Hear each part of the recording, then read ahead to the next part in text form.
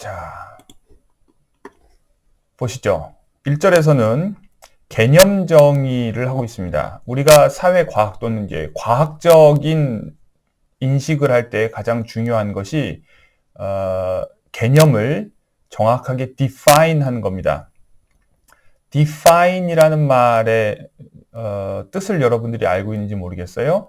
여러분들 옛날 영화, 그 헐리우드 영화라든지 옛날 영화를 보면 영화가 맨 끝나고 나서 fine, F-I-N-E라고 하는 fine라는 단어가 붙죠. 마찬가지로 악보도 여러분들 혹시 피아노 치는 학생들 또는 뭐 노래하는 학생들 악보에서 본 적 있을지 모르겠는데 맨 뒷부분에 가면 F-I-N-E, fine라는 단어가 붙어 있는 경우가 있어요. 이걸 fine이라고 생각하시면 안 돼요. fine라는 라틴어에서 온 이탈리아어예요. 이게 끝이라는 뜻이죠. define, 그러니까 대는 이렇게 이 분리하는 의미를 가지고 있습니다. 그걸 이제 탈격이라고 표현을 하는데 뭔가 붙어 있는 것을 떨어뜨리는 것. 이거를 이제 영어에서는 detach라는 단어도 있죠. D라는 말은 이렇게 원모로부터 떨어져 나오는 것을 의미하는 거예요. define이란 말은 그러니까 안과 밖의 경계, 한계를 긋는 것을 말하는 거예요. 그러니까 어떤 개념의 내포와 외연을 확정하는 것, 그것이 definition, 개념 정의이죠. 그래서 언제나 공부를 한다는 것 또는 어떤 지식을 가진다는 것은 개념의 definition을 가지는 것과도 같아요. 그래서 여러분들 항상 그런 접근을 하시면 좋아요. 이 말의 뜻이 무엇인가? 이 말을 지금 저 사람은 무슨 뜻으로 사용하고 있나? definition이 다르면 겉으로 같은 단어를 가지고 대화하는 것 같지만 사실은 서로 다른 이야기를 하는 경우가 많거든요. 그래서 토론이 생산적이기 위해서는 각자 사용하는 어휘가 같아야 하고 그 어휘의 내포와 외연이 비교적 뚜렷해야 합니다. 자, 그래서 지금 스피노자는 본인의 논의를 전개하기에 앞서서 자기가 사용하고 있는 단어, 개념의 뜻을, definition을 명확히 밝히고 있어요. 자, 여러분들 요약문에서 그걸 이제 국가 또는 정치적 상태 뭐 이렇게들 이제 한국어 텍스트에 있는 걸 그대로 타이핑해서 넣었는데요. 라틴어에서는 이 모든 단어가 임페리움으로 되어 있습니다. 임페리움. 제가 지난 시간에도 임페리움이라는 말 잠깐 설명한 적이 있는데요. 자, 이렇게 한번 일단 읽어봅시다. 임페리움이 있는 상태가 정치적 상태다. 스피노자는 이렇게 정의합니다. 뭔지 모르겠지만, 자, 임페리움이 무엇인지는 우리가 이제 이 개념 정의를 통해서 사후적으로 한번 그 느낌을 가져봅시다. 임페리움이 있는 상태가 정치적 상태다. 스타투스 시빌리스, 정치적 상태. 그 말은 정치적 상태가 아닌 곳에는 임페리움이 없다 이 말이에요. 임페리움이 있으면 정치적 상태고 임페리움이 없으면 정치적 상태가 아니다. 임페리움을 국가라고 번역을 하면 국가가 있는 상태가 정치적 상태다. 국가가 없는 상태가 정치적 상태다. 이렇게 받아들여도 돼요. 또 임페리움의 온전한 몸이 정치 공동체이다. 임페리움의 온전한 몸. 자, 임페리움이라고 하는 것은 보이는 게 아니에요. 보이지 않기 때문에 그것을 우리가 파악하기 위해서는 어떤 물리적인 것이 필요해요. 가시적인 것이 필요해요. 근데 그 가시적인 게 뭐냐? 정치 공동체다. 피지컬한 부분, 임페리움의 피지컬한 부분이 정치 공동체다. 라틴어로는 키비타스, 치비타스라고 하는 단어를 쓰고 있어요. 자, 위에 있는 정치적 상태, 정치 공동체 다 연결되는 단어죠. 이건 동시에 또한 시민이라는 단어와 연결되어 있어요. 보통 civil society 그럼 우리가 시민사회 이렇게 번역을 하죠. 그러니까 civil이라는 말은 military의 반대로 민간이라는 뜻도 있지만 동시에 religious의 반대말로 세속적이라는 뜻 또는 정치적이라는 뜻도 있고요. 또 뭐하고 내추럴하고 반대해서 또 정치적이라는 뜻도 있고 이런 이 대조군과 관련해서 생각을 할 필요가 있습니다. 자, 어쨌든 임페리움의 온전한 몸 또는 국가 또는 주권의 온전한 몸이 시민 집단이다. 시민들의 정치적 결합, 정치 공동체다. 임페리움을 보유한 사람의 지휘에 의존한다.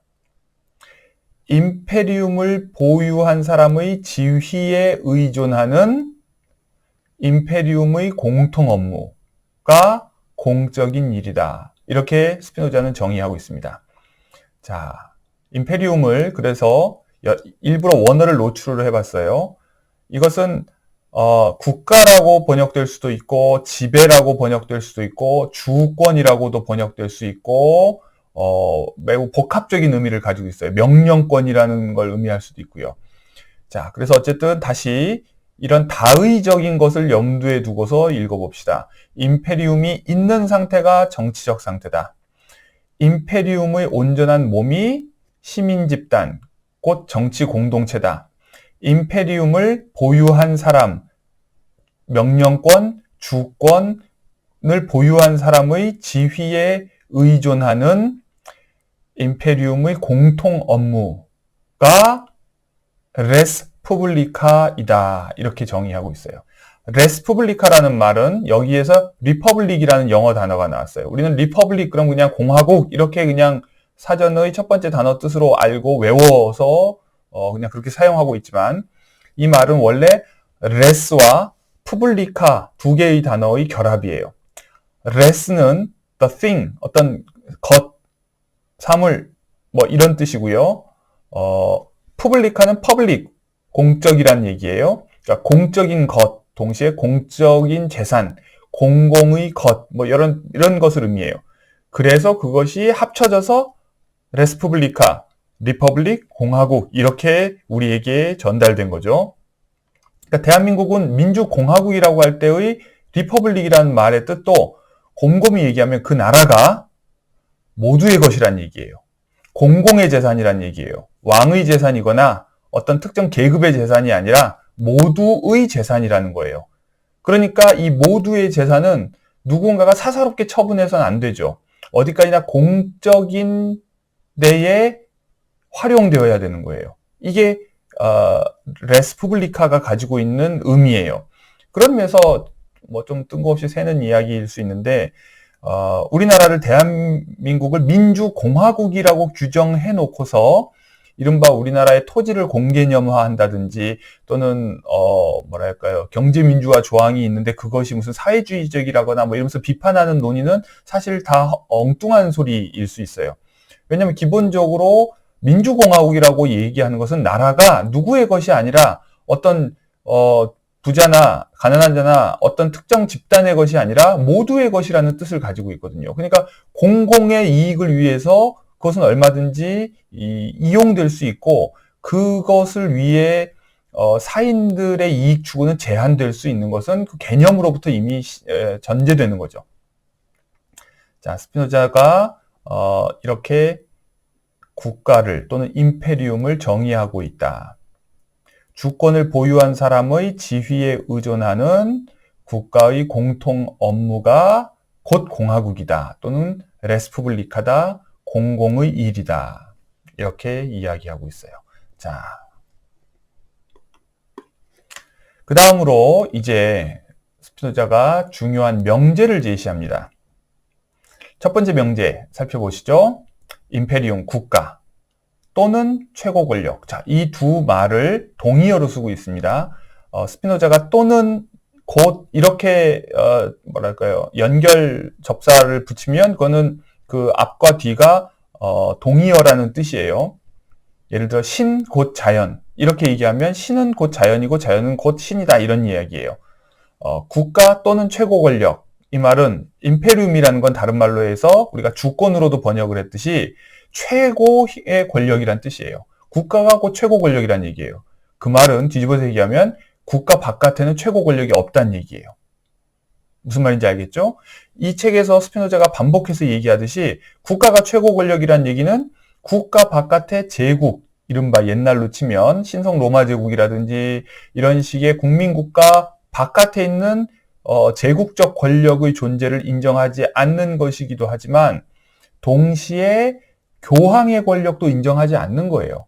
교황이 순수하게 종교적인 지도자라면 오케이. 그러나 정치적 권력이라면 그건 인정할 수 없는 거죠. 스피노자가 보기에는 임페리움, 그것이 임페리움이거나 아니거나예요. 교황이 다스리는 하나의 국가이거나 아니거나. 마찬가지로 황제가 있다. 그럼 황제가 최고 권력이거나 아니거나지. 그럼 황제가 최고 권력이라면 그 밑에 있는 왕국들은 최고 권력이 아닌 거죠. 무슨 말인지 아시겠어요? 자, 그러니까 여기서 우리가 국가라고 번역을 하는 데에 한계가 있는 거예요. 국가일 수도 있고 국가가 아닐 수도 있어요. 임페리움은 그 자체로 최고 권력이란 뜻이에요. 자, 그렇게 보면 중세에는 무엇이 임페리움이었어요? 신성 로마 제국 또는 뭐 그런 임페리움이 숨마 포테스타스, 하이에스트 파워, 최고 권력이었어요. 그러나 신성 로마 제국이 붕괴되고 국민 국가들이 등장하기 시작을 해요. 영토 국가들이. 그럼 그 국가들이 임페리움이고 곧 최고 권력인 거예요. 자, 우리가 최근에 20세기에도요. 20세기 냉전 시대에 미국을 중심으로 한 1세계, 서방 세계와 소련을 중심으로 한 제2세계, 동구권, 이렇게 이제 두 진영 간의 대립, 냉전이 있었죠. 콜드워가. 그리고 이 각각의 진영을 대표하는 미국과 소련을 제국이라고 부르곤 했어요. 정치학자들 사이에서. 그 말은 엠파이어라는 말은 임페리얼 파워를 가지고 있다는 말은 그냥 보통의 국민 국가들의 주권을 제한하는 그보다 더 높은 힘으로 작용했다는 거죠. 우리가 사실 인정하지 않을 수 없죠. 우리가 명색이 독립국가고 주권국가이지만 미국의 영향을 받지 않을 수 없었죠. 우리가 그렇다고 해서 식민지냐? 물론 어떤 사람들은 심지어 우리를 미국의 식민지라고 비판하기도 했어요. 마치 그런 것처럼 통제받고 있었다는 거죠. 또는 우리가 주권 국가로서 최고 권력을 발휘하는데 제한이 있었단 말이에요. 반대로 미국은 소련이라고 하는 나라와의 관계에서는 힘이 제한되지만 그 미국을 중심으로 한 진영 내에서는 거의 최고 권력에 가까운 힘을 가지고 있었죠. 그러나 오늘날 21세기에 미국은 더 이상 그런 역할을 지구적으로 하지 않아요. 마찬가지로 중국도 그런 역할을 하지 못하고 러시아도 그런 역할을 하지 못하죠. 임페리움은 그 자체로 최고 권력을 의미한다고 얘기했습니다. 그런데 이제 스피노자의 명제는 첫 번째, 임페리움, 즉 최고의 권력은 마치 하나의 정신에 의한 것처럼 인도되는 다중의 힘에 의해 결정된다. 즉 최고 권력은 또는 임페리움은 다중의 힘에 의해 결정된다. 이게 지금 스피노자가 주장하는 바예요. 명제예요. 이건 굉장히 중요한데 앞으로 여러분들 스피노자의 논의를 이해하는 데도 핵심적입니다. 다중의 힘에 의해서 최고 권력이 결정되기 때문에 다중의 힘이 세면 셀수록 최고 권력도 세고 다중의 힘이 약하면 최고 권력도 약해져요. 자, 제가 지난 시간에 피아노를 들고 나르는 예를 들었죠. 다중이 힘을 한 방향으로 합쳐서 한 방향으로 움직일 때 힘이 그만큼 더 많죠. 다중의 수가 많으면 많을수록 더 많은 사람이 뭉칠수록 더 많은 사람이 한 방향으로 움직일수록 힘, 임페리움 또는 최고 권력의 힘, 곧 권리는 강해진다는 거예요. 자, 어떨 때 그렇게 되느냐? 마치 하나의 정신에 의한 것처럼 인도될 때.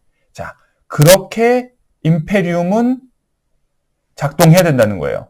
최고 권력은 바로 다중을 마치 하나의 정신에 의해 인도되는 것처럼 이끌 수 있어야 된다는 거예요. 우리가 말로는 뭐 리더십이 어쩌고 이렇게 말들 많이 하죠. 매우 추상적이에요. 도대체 어떻게 리드해야 되는지 구체적인 말들은 별로 없는데 지금 스피노자가 제시하는 바는 이거예요. 국가의 리더다, 국가 지도자다, 또는 최고 권력을 가지고 있는 사람이다. 그럼 어떻게 되느냐? 다중을 마치 하나의 정신에 의해 인도되는 것처럼 이끌어야 된다. 그렇게 하지 않으면 다중의 힘은 분산되고 다중의 힘이 분산되면 국가의 힘도 최고 권력의 힘도 약해진다. 이 얘기예요. 자, 어디까지나 스피노자는 힘과 권리를 비례적 관계로 계산해요. 힘이 닿는 만큼 권리도 뻗어나간다는 거죠. 우리는 권리를 여러분들 지금까지 살면서는 권리를 법률적으로 여러분들이 학습했어요. 즉 인권이라든지 학생 인권 또는 뭐 시민으로서의 권리, 주권자로서의 권리, 기타 등등 이런 것들을 법률적으로 여러분들이 배웠어요. 그러니까 여기에서의 핵심적인 질문은 있다 없다예요. 이것이 인권이냐 아니냐, 이것이 권리이냐 아니냐, 권리가 있다 없다, 가지고 있다 안 가지고 있다, 이런 거죠. 이렇게 권리를 물건처럼 우리가 인식을 했어요. 그러나 지금 스피노자는 자, 이것이 정치적 사고방식입니다. 스피노자는 이 권리라고 하는 것은 그 권리를 실제로 관철시킬 수 있는 힘에 비례해서 가지거나 덜 가지거나 더 많이 가지거나 못 가지거나 한다는 거예요. 굉장히 중요한 겁니다. 예를 들면 아주 냉철하게 우리가 국제관계를 살펴보십시오. 국가에게 주권 국가로서 어떤 권리가 있다. 뭐 자기를 방어할 권리가 있고 뭐 보통 권리가 있다고 우리가 여러 가지 얘기를 하죠. 그러나 그 권리를 지킬 능력이 없으면 우리가 권리가 있다고 말하는 것은 공허한 외침에 불과한 게 돼요. 그런 의미에서 스피노자는 국가의 몸과 정신도 그 힘이 닿는 만큼의 권리를 가진다고 얘기하는 거예요. 자, 두 번째 명제로 넘어가 봅시다. 두 번째 명제는 전체로서의 정치 공동체와 부분으로서의 개별 시민의 힘의 관계는 반비례한다는 것입니다. 자, 부분과 전체의 관계도 스피노자가 강조하는 부분이에요. 우리는 언제나 전체 속의 일부분이라는 거예요. 자, 자연과 관계에서 보면 이미 1장, 2장에서 설명한 바 있죠. 자연 만물과의 관계에서 보면 우리는 그 일부에 불과해요. 자, 자연을 자꾸 우리가 자연보호 캠페인 할 때 생각하는 그 자연으로 생각하지 말고 그 모든 것을 포괄하는 우주 전체로 생각을 하세요. 그 안에 우리도 하나의 자연적 사물에 불과하고, 그렇기 때문에 우리의 힘은, 우리 개개인의 힘은 특히나 나를 제외한 나머지 자연적 사물과의 관계, 전체와의 관계 속에서 나의 힘은 사실상 거의 없는 거나 마찬가지예요. 왜냐면 자연적 사물은 우주 안에 무수히 많고 무한하죠. 거의 무한하게 많고, 그거에 비해서 나의 존재는 너무나도 거의 무한대 분의 1에 해당하기 때문에 없는 거나 마찬가지예요. 그렇기 때문에 이런 자연적 권리는 사실상 자연 상태에서는 명목상 있다고 하더라도 실질적으로 보장되기 어렵다는 것이 스피노자의 주장이고, 그래서 인간은 자기의 자연적 권리를 보호하기 위해서라도 남들과 힘을 합치지 않으면 안 된다는 겁니다. 그렇게 해야 우리는 우리 자신의 생존을 실질적으로 도모할 수가 있어요. 자, 전체로 마찬가지로 우리가 그렇게 해서 뭉친 인간들이 많으면 많을수록, 인간들이 서로 협력하면 협력할수록 인간을 제외한 나머지 자연적 사물에 대한 힘을 조금이라도 더 가질 수가 있죠. 이게 바로 인간들이 결합하는 이유예요.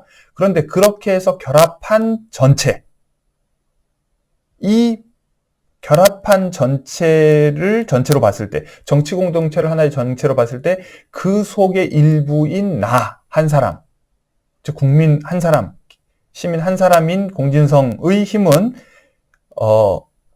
전체의 힘이 막강하면 막강할수록 제 힘은 작아질 수 있겠죠.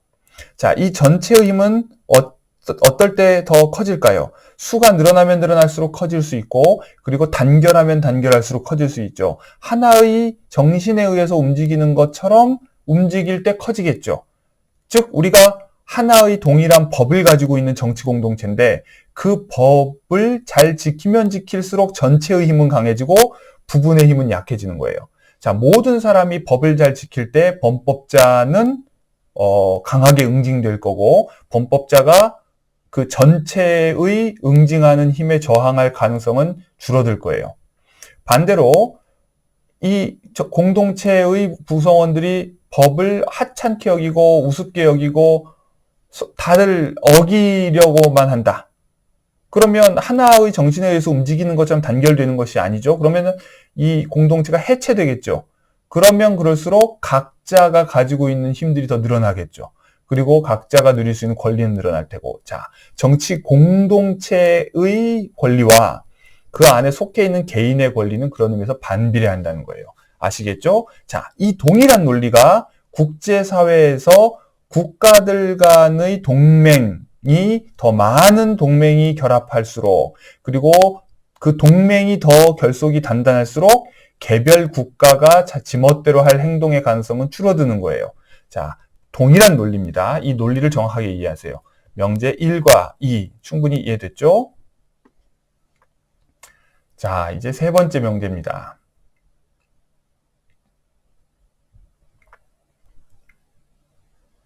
정치 공동체의 제도를 통해 시민들 각자에게 자기 천성대로 사는 것을 허용하는 것은 어떤 이성에 의해서도 결코 생각될 수 없다. 왜냐하면 그것을 허용하는 것은 주권을 분할하는 것이기 때문이다. 자, 여기서 앞에 분명히 전제 조건을 달았어요.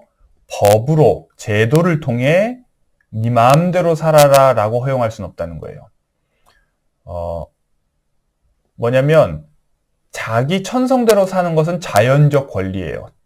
타고난 권리예요. 우리 모두는 자기가 하고 싶은 대로 하고 싶어 해요. 먹고 싶은 거 먹고 싶어 하고, 가고 싶은 곳 가고 싶어 하고, 보고 싶은 것 보고 싶어 하고, 그냥 우리가 하고 싶은 대로 하고 싶어 해요. 이것은 자연적 권리예요. 그러나 국가가 법으로, 공식적으로, 명시적으로, 제도적으로 각자 네 마음대로 하고 살아라 라고 얘기하는 것은 일종의 자살 행위죠. 이해할 수 있어요? 자, 예를 들면 그 병역 거부나 병역 기피, 이 두 가지는 약간 다른 문제인데요. 거부와 기피는 좀 다른 겁니다.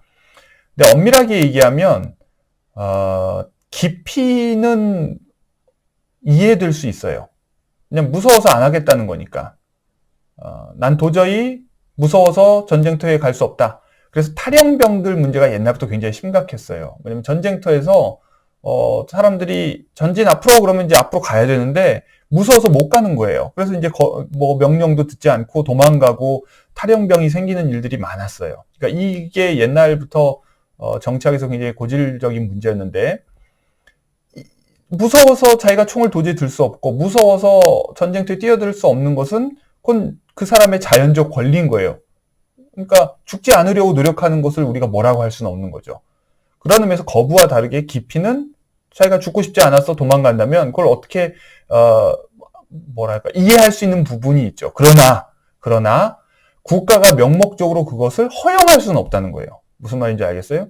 우리가 그러니까 거부를 하거나 기피를 할 경우에 국가는 그것을 처벌하고, 그것이 참작 사유가 있을 경우에 참작을 한다거나 또는 대안을 제시하거나 이런 노력은 할 수 있지만, 공식적으로 군대는 가고 싶으면 가고 가기 싫으면 가지 마십시오. 전쟁에 참여하고 싶은 사람 참여하고 참여하기 싫은 사람 하지 마십시오. 라고 얘기할 수는 없다는 거예요. 그렇게 한다면 그것은 국가가 일종의 자살 행위를 하는 거기 때문에, 자기 자신을 스스로 허무는 행위를 하는 것이기 때문에 국가가 그럴 수는 없다는 거예요. 만약에 누군가에게 그렇게 할 수 있는 권리를 법적으로 허용한다. 그럼 국가를 따로 하나 만들도록 허용해 주는 것과 마찬가지라는 거예요. 그것은 주권 분할인 거죠. 무슨 말인지 알겠어요?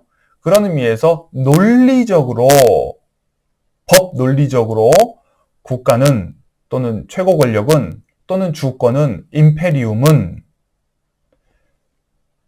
그 안에 있는 신민으로 하여금 자기가 원하는 대로 행동하도록 법으로 또는 공식적으로, 명문상으로 허용할 수는 없다, 이런 얘기예요. 만약에 그것이 허용된다? 그럼 그것은 사실상 주권을 분할하는 것이다. 자, 이탈리아 안에는요, 바티칸 공국이라고 하는 나라가 있어요. 바티칸 시티라고 하는 것은 하나의 국가예요. 도시국가. 그런데 이탈리아 로마 안에 있어요. 근데 이탈리아라고 하는 하나의 주권 국가가 자기 영토 안에 있는 아주 0.004제곱킬로미터였던가요? 옛날에 제가 외웠었는데, 매우 조그마한 도시를 주권 국가로 허용해 주는 거예요. 알아서 네 마음대로 그 안에서 하십시오라고 한 거예요. 그거는 주권을 분할한 거죠. 그러나 이건 굉장히 예외적인 케이스죠. 바티칸 공국이라고 하는 하나의 뭐랄까 종교국가를 자치를 허용한 거고 그건 주권을 인정해 준 거예요. 그런데 그 외에 그렇게 할 수 있나요? 불가능하죠. 예를 들어 조폭들이 자기들 마음대로 어느 한 구역을 점령하고 자기들 마음대로 하고 싶은 대로 하겠다. 그걸 대한민국이라고 하는 국가가 허용할 수 있나요? 안 되죠. 그럴 수 없죠. 예를 들면 골치 아파서 차마 소탕을 못 할 수는 있지만 그거를 제도를 통해 한다. 그럼 그거는 국가 독립을 인정해 주는 셈이 되는 거죠. 무슨 말인지 알겠죠? 굉장히 당연한 얘기를 지금 하고 있는 겁니다. 자, 이 문장을 가지고 여러분들이 읽기에 각자 자기 천성대로 사는 것을 허용한다는 말을 여러분들은 지극히 정치적 시각에서 보지 않고 여러분들 개인과 관련된 주관적인 문제로 이렇게 해석하다 보니까 개성적 삶을 부정하고 억압하는 것 아닌가 하는 식으로 질문이 나왔었어요. 자, 이건 어떻게 보면 창의적인 생활이라든지 개성적인 삶을 억압한다기보다는 국가의 주권적 능력, 국가가 정당하게 가지고 있는 권한을 부정하는 방식의 삶을 허용할 수 있느냐 없느냐 이 이야기예요. 스피노자의 주장은 첫 번째로는요. 정치 공동체의 보존을 해치는 것을 각 사람에게 허용할 수 없다는 것이고 두 번째는 그것을 금지하더라도 각자가 여전히 보유하고 있는 자연적 권리를 거스르지 않고 즉 정서에 작용하는 방식으로 금지해야 정치 공동체가 제대로 보존될 수 있다는 것입니다. 그러니까 개인의 창의성이나 개성에 관한 어떤 복장을 입고 싶은 대로 못 입게 한다든지 또는 어떤 책을 읽고 싶은 대로 못 읽게 한다든지 거주 이전의 자유를 제한 이런 문제가 아니라 근본적으로 통치자의 권리를 무시하고 자기가 독립국가를 만들겠다고 하는 행위 이런 것들을 허용할 수 없다 이제 이런 이야기입니다. 그리고 행여 국가의 필요에 의해서 개인의 자유를 제한하는 경우에도 각 사람은 자기가 하고 싶은 대로 하는 성향을 가지고 있기 때문에 그 성향을 일방적으로 금지만 한다고 해서 효율적이지 않다는 뜻이기도 해요. 이 이야기는 뒤에 가서 또 다뤄볼 겁니다. 자, 이렇게 주장을 하고 나면 뭐라고 주장하고 나면 각자 천성대로 사는 것을 허용할 수 없다. 이렇게 얘기를 하니까 마치 스피노자가 절대주의 국가 이런 걸 주장하는 것처럼 여겨지기도 하는 것 같아요. 왜냐하면 우리가 쭉 읽다 보면 국가의 권리에 관한 얘기가 마치 국가는 뭐든지 다 할 수 있는 것처럼 얘기하는 것처럼 사실 우리나라 지금 현대 국가, 현대의 자유주의 국가들은 국가 권력을 제한하는 것이 목적이에요. 사실 같은 동시대인이기도 하지만 스피노자의 후배인 존 로크의 경우가 바로 그런 제한국가 또는 자유주의적 국가 이론의 효시라고 할 수 있는데요. 거기에는 국가 권력이 할 수 있는 게 어디까지고 해서는 안 되는 게 어디까지 이런 것들에 대한 논의가 나오죠. 그래서 국가 권력을 가능하면 통제하고 어떤 울타리 안에 가두려고 노력을 해요. 그래서 재산권도 함부로 침범하면 안 된다.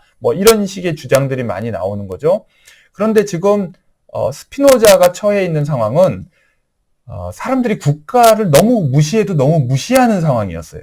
근데 국가를 무시할 때 기본적으로 사람들이 가지고 있는 생각이 종교적인 생각이었기 때문에 종교적인 생각을 가지고 국가를 무시하고 있었기 때문에 신의 명령이다. 왕을 죽여라. 신의 명령이니까 나라 따위는 의미가 없다. 정부 그런 거 다 필요 없다. 사실 우리나라에서도 지금 광화문 광장에서 얼마 전까지 시위하던 사람들은 신의 이름으로 문재인 대통령이고 뭐고 대한민국 정부고 뭐고 다 필요 없다는 식의 태도를 보이는 경우가 많았어요.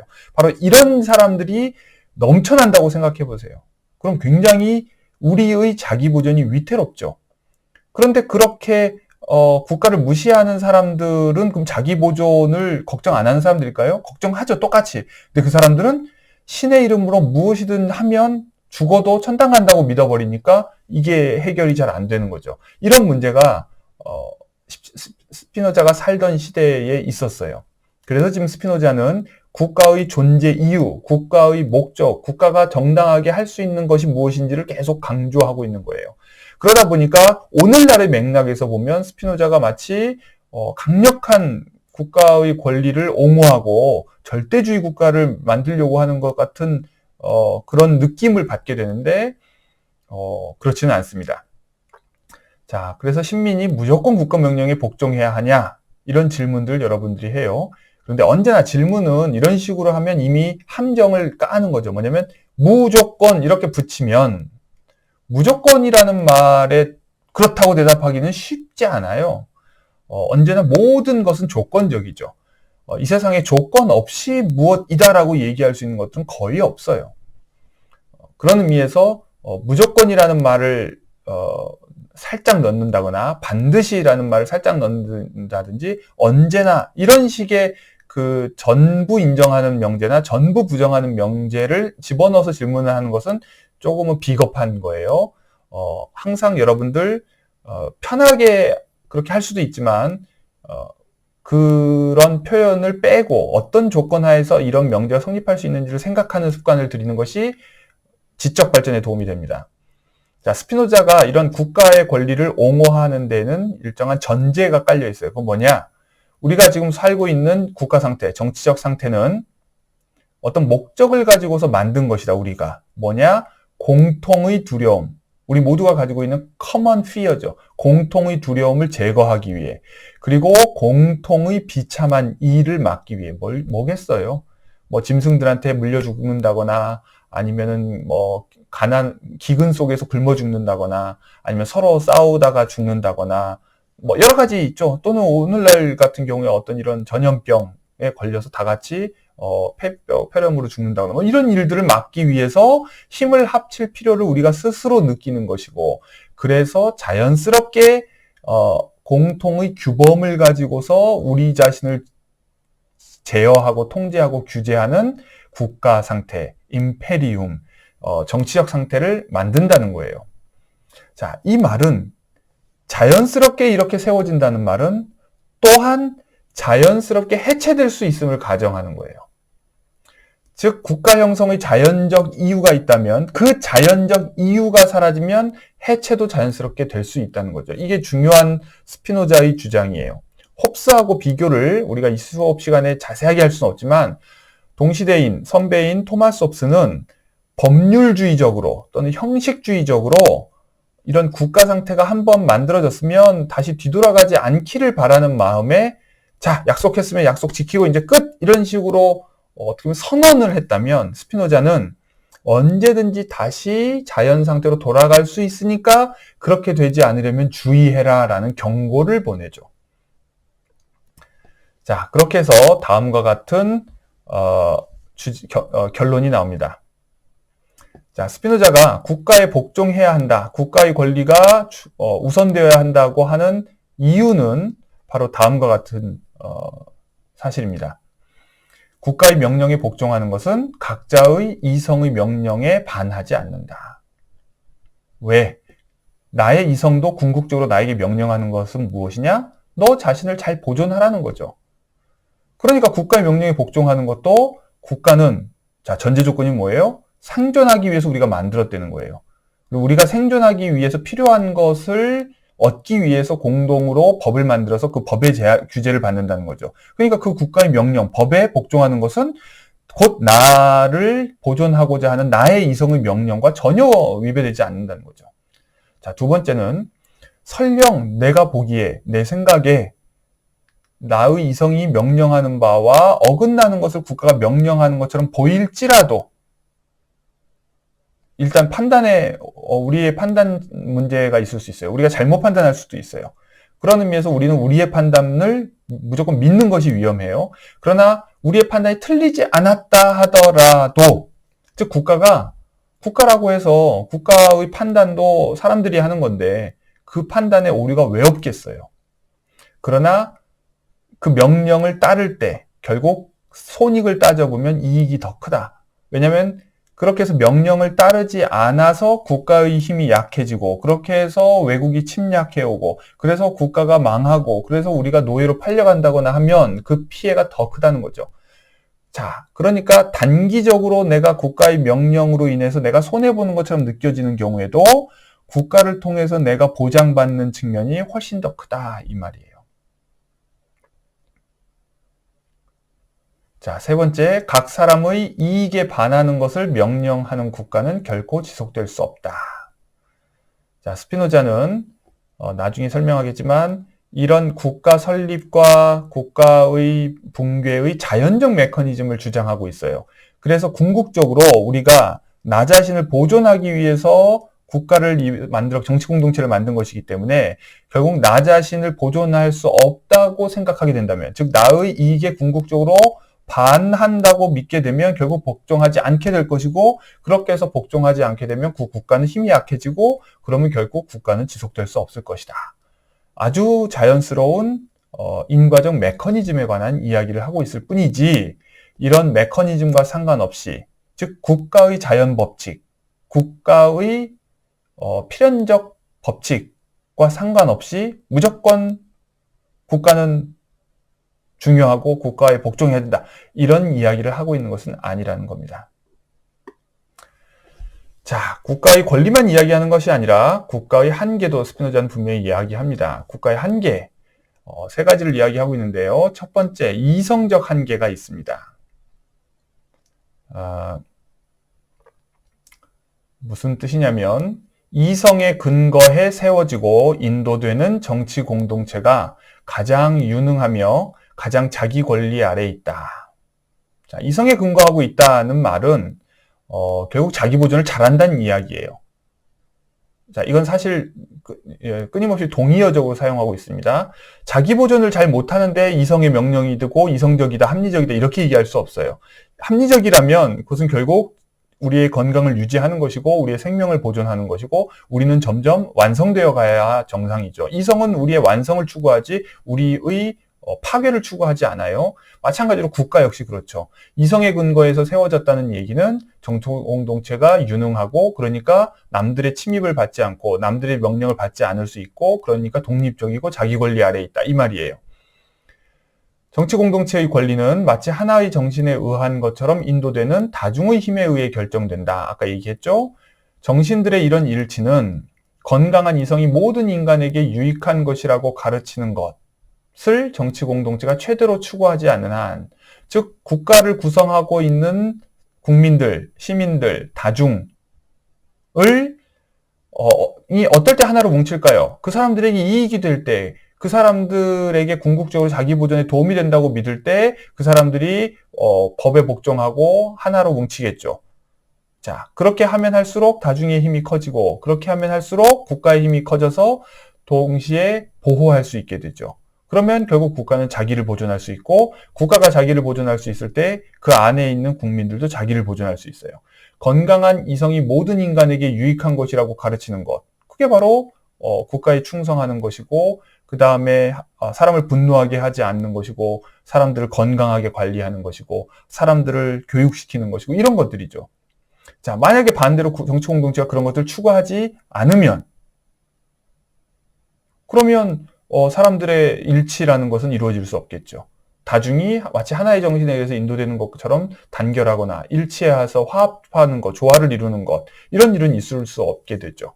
자, 바로 이런 당연한 이치에 의해서 국가 권력에는 한계가 주어진다는 거예요. 국가가 이런 자연적인 이치, 이성의 명령을 벗어나는 것을 하는 것이 국가 권력이다. 국가는 절대 권력을 가지고 있으니까 이성의 명령에 반대되는 것도 할 수 있다, 이렇게 얘기하는 것은 불가능한 거죠. 그런 면에서 국가 권력에는 이성이 부과하는 한계가 그 자체로 주어져 있다, 이 말이에요. 이해되시죠? 자, 또 비슷한 얘기인데 다시 자연적 한계가 있습니다. 국가 권력은 자연적 한계를 가지는데 무슨 말이냐면, 신민은 정치 공동체의 힘이나 위협을 두려워하는 만큼 또는 정치적 상태를 사랑하는 만큼 자기 권리 아래에 있지 않고 정치 공동체의 권리 아래에 있다. 자, 여기서 두려워하는 만큼 또는 사랑하는 만큼, 둘 다 정서예요. 자, 스피노자는 인간을 정서를 이용해서 다스려야 된다고 해요. 왜냐하면 인간은 이성적이기만 하지는 않아요. 물론 이성적 능력이 없는 존재는 아니지만 이성적 능력이 늘 충분하지는 않기 때문에, 그러나 인간은 언제나 정서에 시달리고 있기 때문에, 정서에 예속되어 있기 때문에 정서에 작용하는 방식으로 인간을 다스려야 된다고 그랬어요. 인간의 기본적인 정서는 뭐냐? 플러스 정서와 마이너스 정서가 있어요. 플러스 정서가 뭐냐? 나아가는 거고, 마이너스 정서는 도망가는 거예요. 뭘 향해 나아가요? 좋아하는 걸 향해서 나아가고, 싫어하는 것을 피해서 기피하죠. 이 좋아하는 것을 향하고 싫어하는 것을 기피하는 이 자연스러운 이 정서의 작용, 이것을 이용해서 다스려야 된다는 거예요. 그러니까 우리가 채찍과 당근이라는 표현을 쓰죠. 사람을 움직이는 아주 단순한 방법, 인센티브를 통해서 움직이게 하거나 아니면은 명예를 통해서 사람들을 그렇게 움직이게 하거나, 칭찬이나 상이죠. 반대로 벌 또는 벌금 또는 불이익 이런 걸 줌으로써 그것을 하지 못하게 하는, 그러니까 억지나 또는 추동이나 다 그런 메커니즘을 이용해야 된다는 거예요. 자, 그러니까 그렇게 사람을 움직이게 할 수 있는 것이 아니면 법으로 또는 국가 권력이 이렇게 저렇게 명령할 수 없다. 해봐야 안 된다 이 말이에요. 자, 이건 뭐 너무나 당연한 거라서 우리가 특히나 우리의 생각, 우리의 사상의 자유, 날씨가 좋은데 날씨가 나쁘다고 생각하도록 보상이나 위협으로 할 수 있느냐. 예를 들어 돈 얼마 줄 테니까 날씨가 좋지만 날씨가 나쁘다고 말해봐 라고 해보십시다. 그럼 좋죠. 돈 받고 날씨가 나쁘네 라고 말할 수 있어요. 그러니까 그런, 우리가 사람들을 그렇게 거짓말로 거짓 행동을 하도록 유도할 수는 있어요. 그러나 생각이 바뀌지 않는다는 거예요. 그렇다면 그런 걸 법으로 정하는 건 미련한 짓이죠. 그리고 생각을 통제할 수 없다고 해서 처벌하는 것도 굉장히 나쁜 짓이고 무능한 짓들이에요. 그런 한계라는 것이 있다는 거예요. 자, 충분히 이해되죠? 자, 다 같은 얘기인데요. 제가 일부러 뭐 이성적 한계, 자연적 한계, 정치적 한계 이렇게 구분을 해봤어요. 조금씩 다른 것 같아서. 세 번째는 뭔가요? 대부분의 사람들에게 못마땅하게 여겨지는 것일수록 정치 공동체의 권리에 더 적게 속한다. 사람들이 다수가 못마땅하게 생각하는데 그것을 국가가 권리라는 이유로 강행하면 그건 잘 안 되죠. 예를 들면 그래서 국가가 정부 정책을 시행할 때에도 끊임없이 여론조사를 합니다. 이번에 코로나19 사태에서도 등교 계약을 할 것이냐 말 것이냐 여론조사를 했더니 사람들이 원치 않아요. 불안한 거죠. 특히 아이들을 가진 부모들은 애들을 학교에 보내는 것이 아직은 안전하다고 생각하지 않는 거예요. 그러니까 여론조사 결과 다수가 그걸 반대해요. 그런데 국가가 그런 걸 결정할 권리를 가지고 있다고 해서, 물론 가지고 있죠, 권리를. 그러니까 자, 모두 강제로 등교 계약하십시오 라고 얘기한다. 그럼 사람들이 못마땅하게 여기겠죠. 그런 일들을 국가가 자꾸 하면 설령 명목상 그렇게 할 권리를 국가가 가지고 있다 하더라도 저항은 거세질 거고, 그리고 사람들은 그렇게 해서 행여라도 피해가 생기면 그 원망을 다 국가 권력을 장악한 사람에게 돌리겠죠. 자, 바로 이런 정치적인 한계가 있어요. 그러니까 언제나 통치자들은 심지어 북한에서조차 인민 다수의 뜻을 거스르면서 무언가를 할 수는 없는 거예요. 자, 역사적으로 바로 그런 일들을 하면 사람들이 음모를 꾸미죠. 통치자를 몰아내고 통치자를 죽이고 교체하려는 음모를 꾸미게 돼요.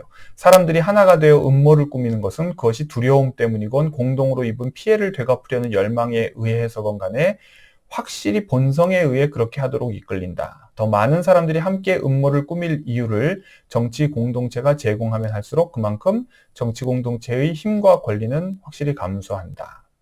자, 사실 제가 이성적, 자연적, 정치적 한계라고 구분했지만 전부 다 같은 이야기예요. 국가가 절대적 권리를 가지고 있다고 이야기를 하더라도 그 권리는 언제나 제한된다. 뭐에 의해서? 국가 자체의 목적에 의해서 제한되고 있는 거예요. 목적이 뭐예요? 자기 보존이죠. 사람들의 자기 보존을 위해서 국가가 등장했기 때문에 그 자기 보존, 자기의 이익 추구를 만족시켜주지 못하면 국가는 계속해서 자기의 권리를 주장하기 어려워져요. 그러니까 모든 것이 자기 권리라 하더라도 실제로 권리라고 주장할 수 있는 것에 대해서 권리를 주장해야 유효할 수 있다는 거죠. 자, 그걸 다르게 얘기해서 힘이 또는 능력이 닿는 만큼 권리가 미친다, 이렇게 표현하는 겁니다. 자, 중간에 보론, 종교에 관한 이야기가 삽입됐습니다. 왜냐면 이렇게 국가의 절대적 권리에 관한 이야기를 하니까 그럼 종교에 대한 복종은 어떻게 되는 거지? 신에 대한 복종은 어떻게 되는 거지? 이런 의문이 자연스럽게 나오기 때문이죠. 자, 이런 질문을 합니다. 국가에 대한 신민의 복종 의무와, 자, 지금 스피노자는 계속 국가의 명령 또는 최고 권력의 명령 또는 정치 공동체의 법에 모든 사람들이 복종해야 된다, 이렇게 이야기를 하고 있어요. 그러니까 이것은 신에 대한 신자의 복종 의무와 충돌하지 않는가, 이런 질문을 할 수 있죠. 당대에는 워낙 또 기독교 세계였고 지금도 역시 독실한 기독교인들은 또는 종교인들은 그런 생각을 충분히 할 수 있죠. 특히나 그 종교가 탈세속적일수록, 탈세속적이란 말 이해해요? 그러니까 세속에서 벗어나려고 하는 종교일수록 더 이런 충돌을 많이 느끼겠죠. 대표적으로 뭐 여호와의 증인이라든지 제칠안식일교라든지 이런 식의 탈세속적 종교 소수 종파들은 국가 권력하고의 양립이 좀 어려워요. 예를 들면 헌혈을 거부한다든지 병역을 거부한다든지 또는 뭐 이런 여러 가지 국가 권력이나 경찰 권력 이런 것들과 협조하지 않으려고 하는 그런 성향을 가지고 있어요. 이러면 이제 충돌하는데, 이런 질문에 대해서 스피노자가 뭐라고 대답하느냐? 정신은 그것이 이성을 이용하는 한 최고 권력이 아니라 자기 권리 아래에 있다. 그러므로 신에 대한 참된 인식과 사랑은 어느 누구의 명령에도 예속될 수 없다. 자, 이게 무슨 말일까요? 자, 이 말은 스피노자의 전체 철학 속에서 철학의 자유도 종교의 자유도 근본적으로 국가와 모순되지 않는다고 생각을 해요. 왜냐하면 철학의 자유 또는 종교의 자유도 근본적으로 정신과 관련된 문제고, 이 정신이 이성을 온전히 사용하는 것과 관련되는 문제예요. 즉, 진리를 인식하는 것과 관련된 문제이기 때문에 철학도 종교도 진리를 추구하죠. 철학도 진리를 추구하죠. 다만 진리를 추구하는 방법이 다를 수는 있어요. 그러나 이 둘 다 진리를 추구하는 것인 한 그것은 각자의 권리라는 거예요.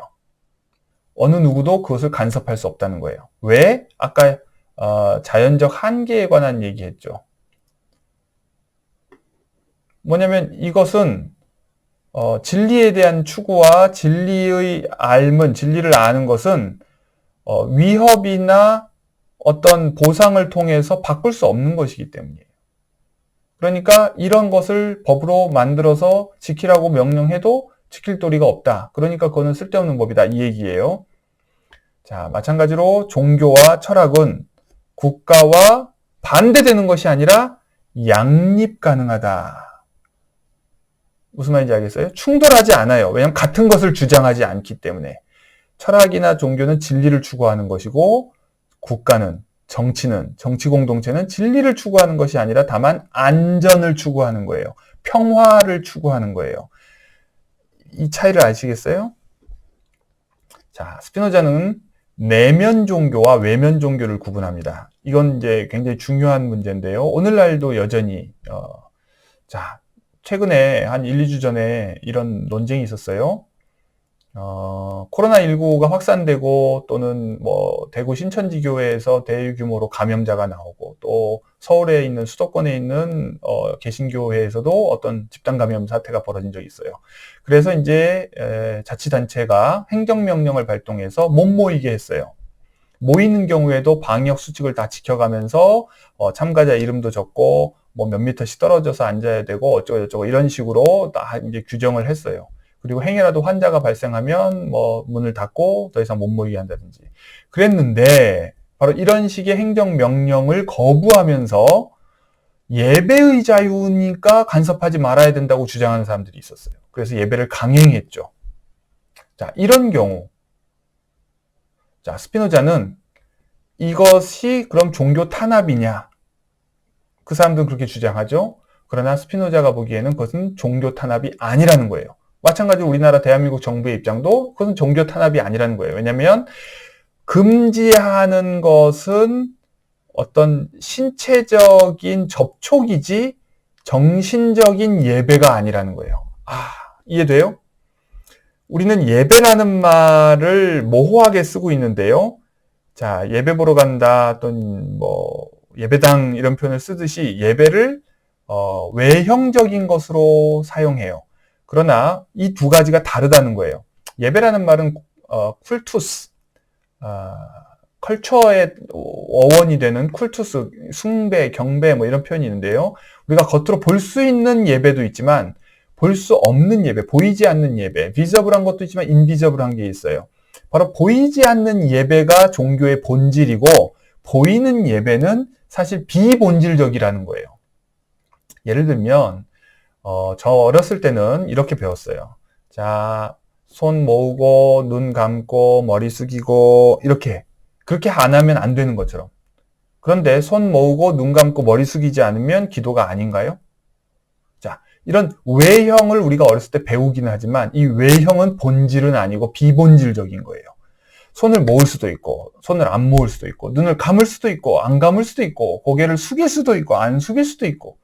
자, 전 세계에는요 무수히 많은 기도 형식이 있어요. 땅바닥에 엎드려서 이마를 땅바닥에다 대고 양팔을 쫙 벌리고 납작 엎드리는 그런 식의 기도법도 있고요. 또 뭐 108배처럼 무릎 꿇고 앉았다 일어났다 하는 기도도 있고요. 또는 가만히 가부좌를 들고서 하는 기도도 있고요. 서가지고 벽을 붙들고 뭐라고 그러고 쫑알거리는 기도도 있고요. 별의별 방식이 있어요. 그럼 그것들 중에 어떤 것은 옳고 나머지는 다 틀린 걸까요? 그렇지 않다는 거예요. 본질이 무엇이냐 그걸 찾아야 되고 비본질적인 것과 관련해서는 그건 각자 취향대로 선호할 수 있는 거예요. 또는 집단끼리 그런 형식을 채택하기로 결정했다면 그냥 그런 건 그런 거예요. 그걸 가지고 죽고 살고 싸울 일이 아니라는 거죠. 일요일에 모이건 토요일에 모이건 월요일에 모이건 그것도 편의의 문제지 그것도 무슨 안 지키면 큰일 나는 문제가 아니라는 거예요. 11시에 하면은 오케이, 2시에 하면 뭐 큰일 나고 이런 문제가 아니라는 얘기예요. 그 모든 것은 다 외면 종교고 외적인 예배지 본질에 해당하는 내적인 예배, 내면 종교가 아니라는 거예요. 자, 그런데 사람들은 옛날부터 이 외형 종교와 내면 종교를 구분하지 않고 뭉뚱그린 다음에 외형적인 것을 따라하지 않으면 이교도라고 막 박해하고 또 외형적인 것만 따라하면 내면적인 것이 어떻든 또 신경도 안 쓰고 이런 이상한 모습들을 보여왔어요. 그러다 보니까 국가와 충돌하고 또 국가의 공인 종교와 개인이 믿는 종교가 다를 경우에 또 서로 상호 박해와 또는 뭐 통치자를 죽이려고 하는 음모가 벌어지는 이런 악순환이 벌어지는 거죠. 스피노자는 이걸 구분하려고 하는 거예요. 자, 오늘날도 우리나라 자유민주주의 국가에서 우리가 방역도 지키고 종교의 자유도 지킬 수 있는 방법은 이걸 구분하는 거예요. 우리가 내면적으로 예배하는 것과 외면적으로 무슨 요일에 몇 시에 어느 공간에 가서 구체적으로 무슨 행위를 해야만 무슨 구원을 받는다는 식의 태도가 구분되지 않으면 방역과 종교 생활을 양립시킬 수 없는 거죠. 이해할 수 있겠어요? 자, 그래서 종교의 본질인 내면 종교는 각자의 권리 아래 있고 형식에 불과한 외면 종교는 정치 공동체의 법과 조화되어야 한다는 것이 스피노자의 주장이에요. 그렇게 함으로써 종교 자체가 즉 외면 종교에 집착함으로써 정치 공동체를 분열하는 힘으로 작용하지 못하도록 하는 거예요. 자, 한편으로 스피노자는 포교의 자유를 인정하지 않아요. 자, 우리나라에서는 지금 신천지도 문제가 됐던 게 대학 내에서의 포교 활동, 또 길거리에서의 포교 활동 이런 것들이 되게 사람들을 짜증나게 하는 요소죠. 외국에서도 이런 포교는 사실 금지되어 있어요. 종교의 자유는 폭넓게 인정되지만 남의 종교를 이렇게 간섭하는 행위 이거는 이제 그 사람의 고유한 종교적 자유를 침해하는 걸로 봐서 포교 활동을 금지하고 있는데 그러니까 되게 이제 여러분들 광주 유스케어 버스 정류장 앞에도 이제 자주 볼 수 있는데 그 여호와의 증인인가요? 이렇게 뭔가를 선전물들 두고 가만히 서 있죠. 그러니까 자기들이 먼저 다가가지 않고 남들이 올 때까지 기다려요. 자, 이런 식으로 되게 수동적인 포교 활동을 하죠. 근데 어쨌든 스피노자는 그런 포교의 자유를 인정하지 않아요. 왜냐면 그것도 외적인 종교니까 그거는 국가의 허가가 없이는 해서는 안 되는 거예요. 종교를 선전하는 일은 신에게 맡기거나 최고 권력에게 맡겨야 된다. 자, 지금 이 국가의 권리를 이야기하고 있으니까 최고 권력에게 맡겨야 한다는 말은 얼핏 이해할 수도 있을 것 같아요. 각자 내면적으로 믿고 말고 그건 알아서 하는 문제인데 그거를 남에게 포교하고 어쩌고 하는 것은 국가가 허용하면 할 수 있지만 허용하지 않으면 할 수 없는 거고 국가가 컨트롤해야 되는 문제다. 오케이. 그러나 신에게 맡겨야 된다는 뭔 말일까요?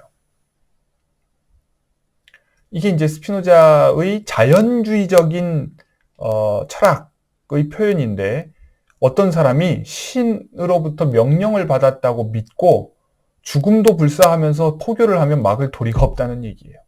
실제로 기독교의 역사를 보면 그렇게 한 순교자들이 있죠.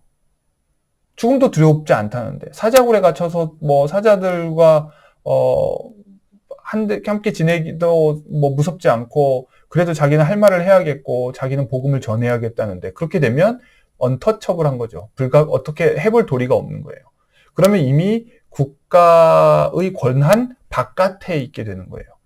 그럼 국가는 그 사람을 적으로 간주해서 처벌할 수도 있는 거고 그 다음에 그 사람은 국가와의 관계에서 사실 자연 상태에 있는 개인과 개인의 관계 같이 돼버리는 거죠.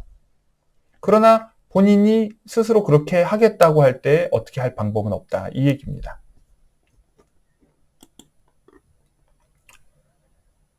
자, 이제 다른 최고 권력에 대한 최고 권력의 권리를 다룰 차례입니다. 이것이 이제 3장의 굉장히 흥미로운 내용이기도 한데요. 일종의 이제 국제정치론입니다. 엄밀하게 얘기하면 국제정치론이 아니라 국제관계론이에요. 무슨 말이냐면 여러분들 잘 지금까지 읽은 학생들은 눈치챘겠지만 스피노자는 임페리움이 있는 곳, 아까 맨 처음에 제가 개념 정의에서 살펴봤죠. 임페리움이 있는 곳이 정치적 상태예요. 임페리움이 없으면 그것은 정치적 상태가 아니에요. 자연 상태예요. 그리고 자연 상태에서는 개개인이 서로 적이에요. 적대적인 상황이에요. 그러나 그렇게 해서는 각자 자기의 권리를 보존할 수가 없으니까 그리고 각자 생존을 유지할 수 없으니까 서로 협력해서 공동의 두려움을 제거하는 방식으로 결합을 했어요. 자, 이게 정치 공동체 등장을 스피노자가 설명하는 방식이에요. 자, 그런 의미에서 국가들의 사이는 정치사적 관계가 아니에요. 정치적 관계에는 뭐가 있어야 돼요? 임페리움이 있어야 되고 법이 있어야 돼요. 그러나 국가들 사이에는 임페리움이 없죠. 법이 있다고 하지만 그 법은 이른바 국제법은 국내법과는 다른 성격을 가지고 있어요. 어느 나라가 국제법을 어겨도 국제법을 어겼다고 해서 처벌할 방법이 딱히 없어요. 자, 왜냐면 무엇이 아까 임페리움이 뭐다? 숨마 포테스타스, 최고 권력이다 그랬죠. 국가들이 모여 있는 곳에는 그 위의 최고 권력이 없기 때문이에요. 자, 그런 의미에서 엄밀한 의미에서 국제 정치가 아니라 국제 관계다. 국가들 간의 관계다. 인터내셔널 릴레이션이다. 이 얘기예요. 자, 이 릴레이션의 특징이 뭐냐? 국제사회는 임페리움이 없는 상태고 임페리움이 없다는 게 뭐예요? 지배가 없다. 거버닝이 없다. 정부가 없다. 무정부 상태다. 아나키다.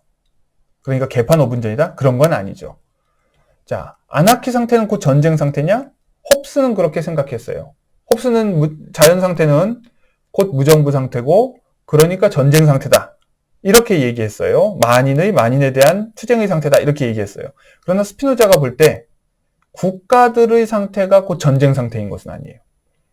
왜냐하면 무정부 상태이더라도 국가들은 어느 정도 개인에 비해서는 자기를 지킬 수 있는 여지가 있기 때문에 개개인이 자연 상태에서 자기를 보존하기는 쉽지 않지만 국가들이 공동의 정부가 없다고 해서 자기를 보존하지 못하는 건 아니에요. 왜?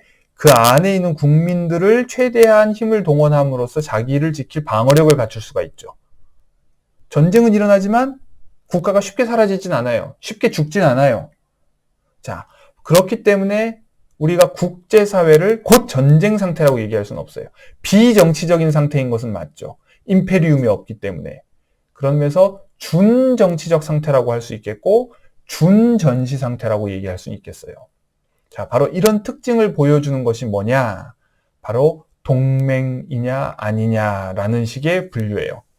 자, 최고 권력의 권리는 바로 자연의 권리 외에 다른 어떤 것이 아니므로 두 개의 국가는 자연 상태에 있는 두 사람처럼 서로 대립한다. 정치 공동체는 다른 정치 공동체에 의해 억압받지 않도록 자기를 지킬 수 있지만 자연 상태에 있는 사람은 그렇게 할 수 없다는 차이가 있다. 자, 충분히 이해되죠? 자, 정치 공동체는 첫째, 다른 정치 공동체에 의해 압제되지 않도록 자기를 돌보고 주의할 수 있는 한에서 또는 다른 정치 공동체에 의해 자기가 원하는 것을 더 적게 추구하도록 방해받는 한에서 또는 마지막으로 자기의 보존이나 성장을 위해 다른 정치 공동체의 도움을 필요로 하는 한에서 다른 정치 공동체의 권리 아래에 있다. 자, 정치 공동체가 국가가 다른 국가의 밑에 있는 경우를 지금 얘기하는 거예요. 자, 그래요. 우리가 그냥 옛날 얘기를 하면 대한민국이 미국의 지배 아래 또는 대한민국이 일본의 지배 아래 있는 뭐 이런 상황을 상상해 봅시다. 다른 정치 공동체에 의해 압제되지 않도록 자기를 돌보고 주의할 수 없는 한이겠네요. 제가 잘못 썼어요. 다른 정치 공동체에 의해 압제되지 않도록 자기를 돌보고 주의할 수 있으면 남의 권리 아래에 있지 않죠. 자, 주의할 수 없다면 우리는 자기를 돌보고 주의할 수 없었기 때문에 일본의 지배 아래에 있었던 거죠. 또 다른 정치 공동체에 의해 자기가 원하는 것을 더 적게 추구하도록 방해받는 한에서 자, 예를 들면 박정희 대통령 시절에 박정희 대통령이 핵 개발을 하고 싶어 했다고 그러죠. 그러나 미국이 그걸 방해했어요. 그러니까 미국의 권리 아래에 있었죠. 핵무기와 관련해서는. 또 마지막으로 자기의 보존이나 성장을 위해 다른 정치 공동체의 도움을 필요로 하는 한에서 자, 우리가 북한이나 중국이나 소련의 위협 속에서 우리 자신을 지키는 기에 우리의 힘만으로 부족했을 때 주한 미군의 도움이 필요했고 미국의 안보 또는 핵 우산 이런 것들이 필요하죠. 그런 도움을 필요로 하는 안에서 다른 정치 공동체의 권리 아래에 있다. 자, 이렇게 얘기하면 다시 우리가 주권 국가다, 독립 국가다라고 얘기하는 것은 법률적인 의미예요. 되게 형식적인 이야기죠. 실질적으로는 힘의 관계 속에서 언제나 남의 권리 아래에 있거나 덜 있거나 더 있거나 이런 문제라는 거예요. 자, 우리가 일상생활에서도 마찬가지죠. 개개인은 다 독립된 개인이고 주체이고 성인이지만 실제로는 각자의 이 힘이라고 하는 것은 복합적으로 계산돼야 돼요. 힘이라고 하는 것을 단순히 물리적 힘만으로 계산할 수 없어요. 여러 가지 힘이 다 결합돼서 하나의 힘으로, 능력으로 표출되죠. 그 능력 여부에 따라서 우리가 누구의 권리 아래에 있기도 하고, 덜 있기도 하고, 더 있기도 하고, 사실 부모 자식 간의 관계도 마찬가지예요. 이런 프로세스 또는 자연적 진화 과정 또는 변화 과정, 이런 동태적인 것으로 스피노자는 국가들의 관계도 보고 있어요. 개인들의 관계도 마찬가지고요. 자, 이런 자연적 적대 관계가 기본적으로 국가들 사이를 지배한다. 국제 관계가 자연적 적대 관계다. 인간이 자연 상태에서 적이듯이 정치 공동체의 바깥에서 자연의 권리를 보유하는 자가 또한 적이듯이 두 개의 정치 공동체는 서로 적이다. 자, 여기서 적이라고 하는 말을 너무 나쁜 의미로 받아들일 이유가 없어요. 이 책 처음 서론에서부터 쭉 반복해서 강조하지만 여러분들이 지극히 초중고 시절에 도덕주의적으로 무엇인가를 배웠어요. 그러다 규범주의적으로 뭔가를 배웠기 때문에 그 규범을 기준으로 뭔가 모자라는 것을 다 나쁜 것으로 인식하는 경향이 있어요.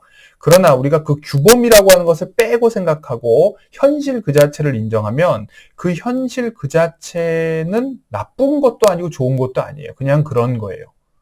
그러니까 인간이 정서에 시달리고 있고 정서적으로 이러쿵저러쿵 변덕스럽거나 또는 감정에 휘둘린다거나 하는 것들이 그 자체로 나쁘거나 좋은 게 아니라 그냥 그 사실 자체라는 거예요.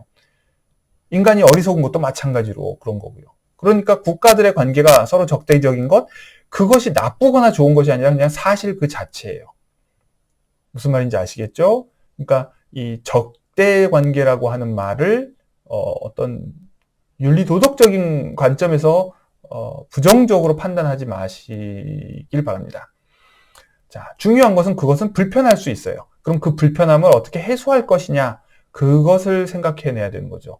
그렇다고 해서 적대적 관계를 우리가 착하게 살면 해결할 수 있는 것처럼, 예를 들면 이매진이라고 하는 노래처럼 우리가 그냥 뭐 서로 싸우지 않는 평화로운 세상을 상상하기만 하면 되는 것처럼 그렇게 접근하는 것은 스피노자가 서론에서도 얘기했다시피 유토피아를 꿈꾸는 거라는 거죠. 전쟁에 대한 권리는 자연적 권리이자 일방적 권리다.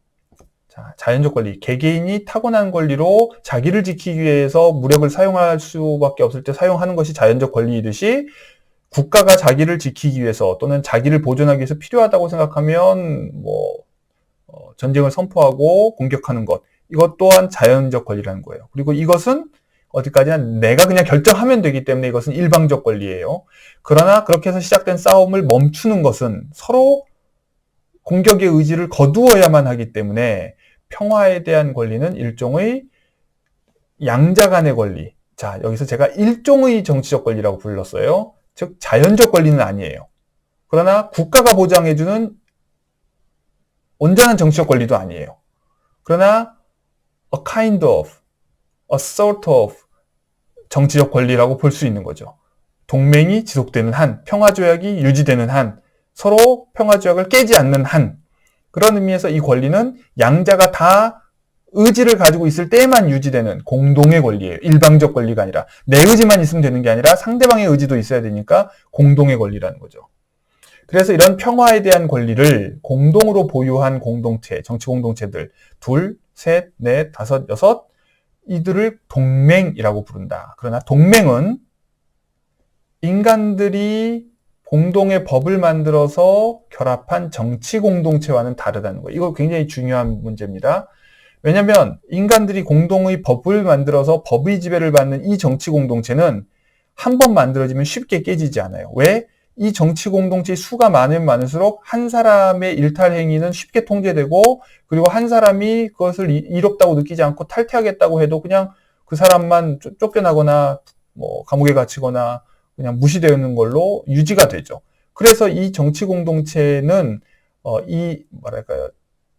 규모의 힘, 이 집단의 힘에 의해서 스스로 유지되는 경향이 굉장히 강한 반면에, 동맹은 그 동맹 가입한 국가들의 수가 많지 않은, 아무리 작은 국가도 국민의 수가 무슨 몇백 명밖에 되지 않지는 않죠. 훨씬 더 많죠.